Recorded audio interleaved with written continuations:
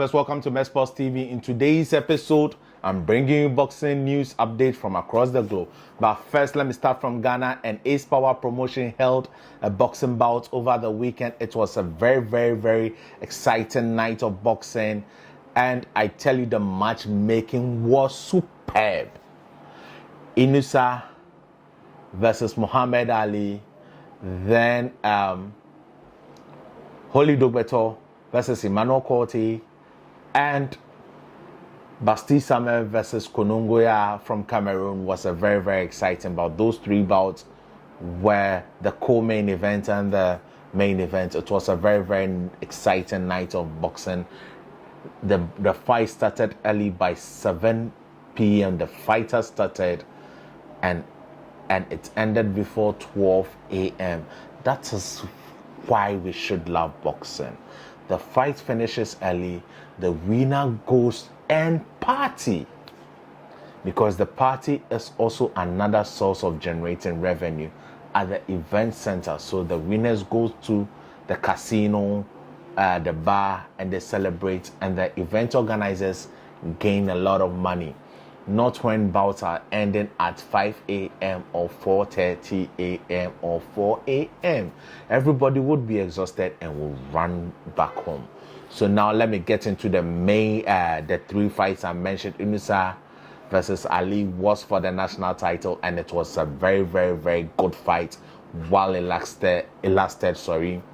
And it was action-packed throughout. The only defect on the day was the canvas. It was very slippery, but what can we do? It still did not disappoint the quality of boxing these two talent showcase, and I'm very excited for that.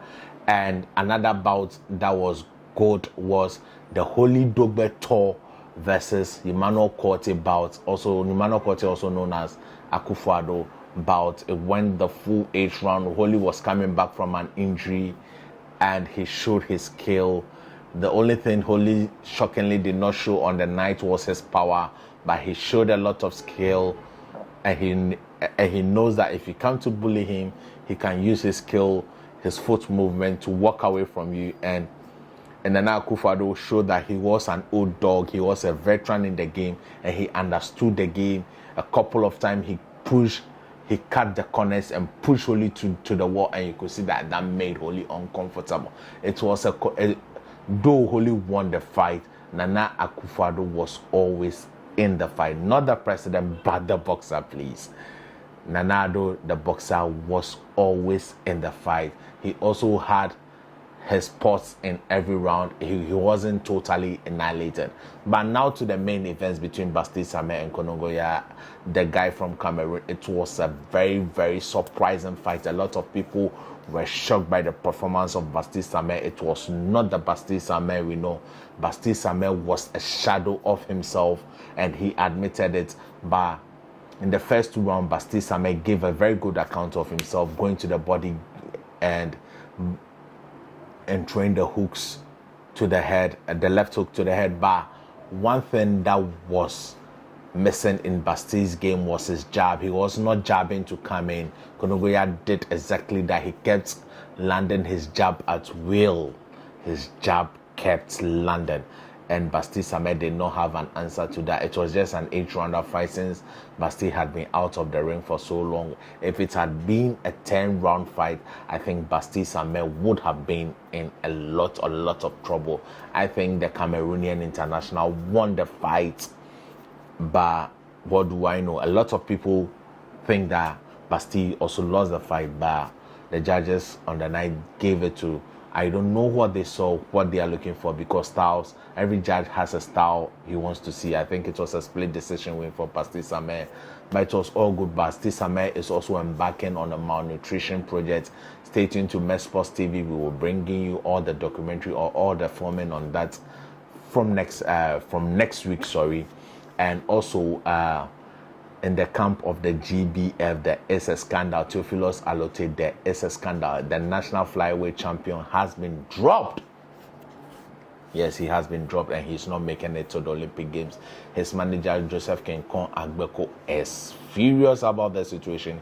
He has gone ahead to report to the GOC president, Mr. Ben Nunu Mensah. So he says he's investigating it, and let's hope for a very positive and justice outcome for all parties, so that at the end of the day, everybody would be excited. Sports TV would be bringing you all the needed updates on that. Then to the camp of Richard R.C. Commey, after his loss to Vasily Lomachenko, he is coming back in the ring on the 27th of August against a guy who also lost to Jose Pedrosa. The guy is Jose Pedrosa, and he lost to Jose Ramirez for the WBOI international bout. I think Richard Commey moving to 140 is very, very good for him. I personally thought he has been wind drained for a very long time at the lightweight division, but moving to the junior welterweight division, I think he will feel rejuvenated, he will look bigger, and he will not lose a lot of fluid, so he would have his power to compete at that level.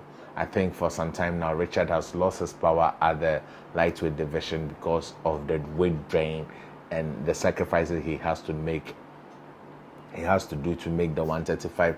Richard was at a point in time was a very big lightweight. So let's see.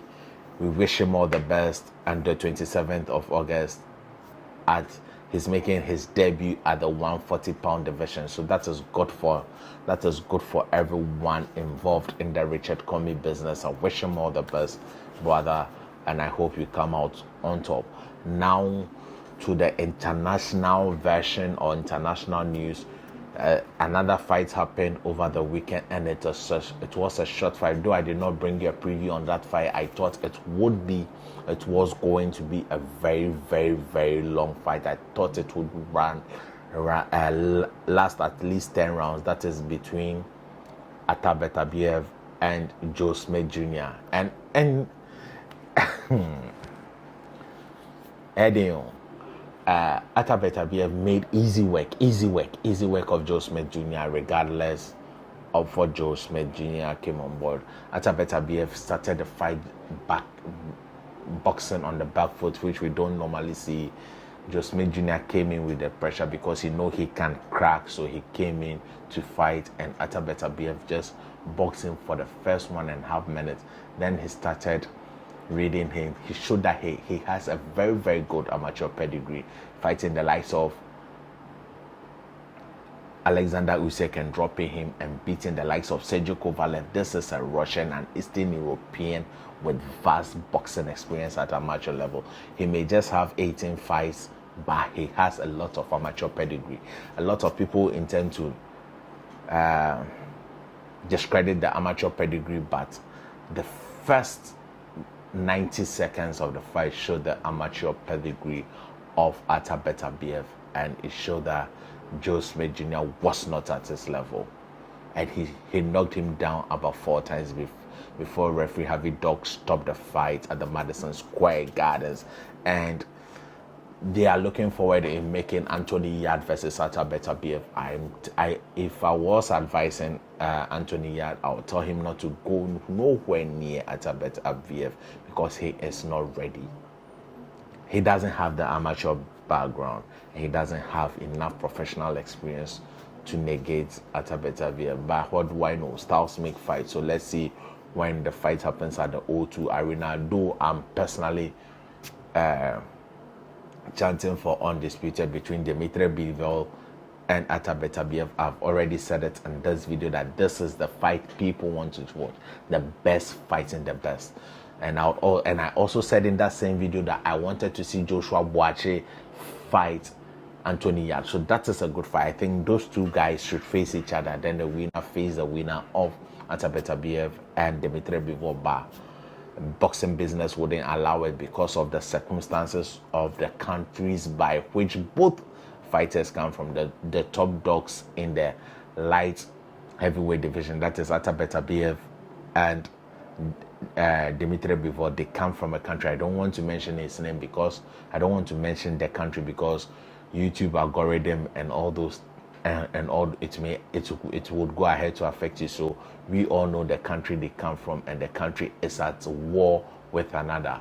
So let's see what happens if the fight will be made. By Bob Arum has stated that he has already spoken to Frank Warren about the fight with Anthony Yard in London. They want to promote the brand Atabeta BF. Atabeta BF has stated that he wants undisputed, and that is what we all want. But boxing business wouldn't allow it. Another news is that I've already brought you that is the Anthony Joshua versus Alexander Usyk fight that would be happening at Saudi Arabia on the 20th of August. That's going to be a very exciting bout. But there's one thing I want to delve in a little. As Anthony Joshua stepping into the zone to save Eddie Hearn's business, since the zone boxing has lost 1.3 billion. That is why he is doing his friend a favor by signing with the zone and not signing with Sky Sports. As that's why, I don't know. But yesterday, as I kept on reading and recalling a lot of interviews Eddie Hearn had done, Eddie Hearn came in that pay-per-view is dead and streaming is the new way. He's now back on pay-per-view, and Anthony Joshua is also back on pay-per-view. Let's see what all these things bring in the near future. And in other news too, that is the heavyweight division. Bob Arum has stated that his fighter Tyson Fury is going to be back in the ring, and he may end up fighting Joyce at Wembley Stadium. I think it would be a good fight, but that is the case. That is not the fight we want to see. We want to see the winner of Alexander Usyk versus Anthony Joshua. We want to see undisputed. We want to see greatness. That is what we want to see. So that fight may also happen if Joyce overcome Christian Hammer. I don't think that fight is a good enough fight, and it's a washed up fight. And talking about Joyce, he was scheduled to fight Joseph Parker, but the fight did not happen. Joseph Parker has signed with the boxer and Sky Sports. I think he wants to promote his brand, and Joyce's team they are very hard to negotiate with. They are like the Daniel Levy of boxing. They try to squeeze every penny out of you, and if you are not ready to pay, they would walk off. They are not scared of walking off because they bring the Australian crowd, and that is good for business. So they know their worth, and they would walk off. And now to this guy, Daniel Dubois. Daniel Dubois is also now in pole position to contest for the WBA championship. That is the winner of Alexander Usyk, and Anthony Joshua may end up fighting Daniel Dubois. Let's see which of the governing bodies will call the first mandatory, and let's see how it goes, because Frank Warren has Joyce and Daniel Dubois being ranked number 1 in the WBA. That is with Joyce, and WBO with Joyce, and WBA with Daniel Dubois. So let's see what happens in the next future. I'll keep bringing you a lot of sporting updates these days. But before I sign off, if you've not subscribed to the channel, please do. Also press the like button. Express your views in the comment section, and I appreciate your support. Let's get to 1K subscribers very soon. Let's get to 1K subscribers. Thank you, sports lovers. Stay positive. Au revoir. Bye-bye.